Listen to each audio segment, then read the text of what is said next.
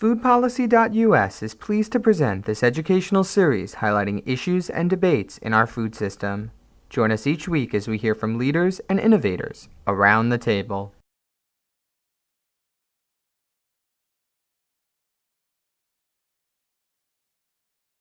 We've made nutrition a fad when it shouldn't be. Nutrition should be a cornerstone of the way in which you live. And I'm not saying that you can't have bad stuff. I mean, it's funny, I worked in the hotel industry before I did this. I was one of the managers down here in Washington, D.C.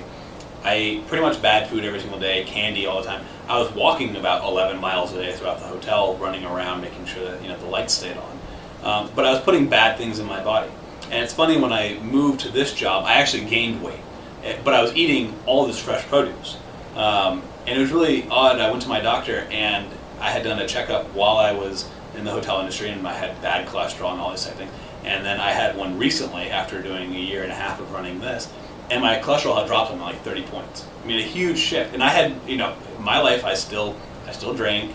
I still, I still go out and have, sometimes overindulgent meals, all these other things. But this diet of now shifting from eating candy and now going downstairs and having a Granny Smith apple that was just picked 6 hours ago as my sugar treat for the day. It's amazing the health benefits I've even seen, and it doesn't necessarily translate to weight. Weight does have definitely has its place, but to be healthy doesn't mean that you're 40 pounds and razor thin and you look like an Olsen twin. That's not healthy. It's you can still be a healthy weight and still have a little bit on you, and that's okay if you're eating healthy. I'd much rather be fat because I'm eating local fresh cheese than because I'm eating processed Kraft single slice on white bread made at the Wonder Bread factory. It's a very different system, and it's a different way in which your body metabolizes. Now there is some blossoming change with things like community gardens and being able to have access, and people are starting to get vamped up and get really kind of excited about something like that, but it's not enough. It moves at such a slow pace, and the dangerous thing about this, and it goes back to nutrition, it's not like people stop producing kids in these areas.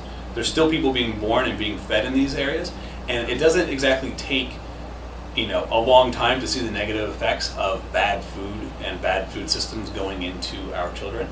And so in DC, if you're having a place that community gardens are coming up, or we're getting a better grocery store in 3 years. Well, does that mean you have 3 years where a child between the ages of 3 and 6 are going to be eating bad processed food? That right there is going to take them off track potentially for the rest of their life. And especially if they're in the underserved communities, where it's not like once the Whole Foods shows up that now they're going to start shopping there because they don't have the funds to pay for it anyways. There's not enough access to good food, and there should be, because good food is not necessarily expensive. But we've made it seem so ritzy to buy these things when really it's a very basic product that everyone should have access to. And I think that the local food systems will start to adapt and change. And one of our farm partners, for instance, does plant a row for the homeless, and where they grow literally food just to then give away. And I think it's fantastic, but it's still such a small scale. Even if all the local farms did it, you still have food access issues. We need to see a change in where we are not only, maybe it's not necessarily bringing storefronts, but bringing farmers markets, bringing more food carts, bringing stuff like that down to these communities. I get it, land's expensive.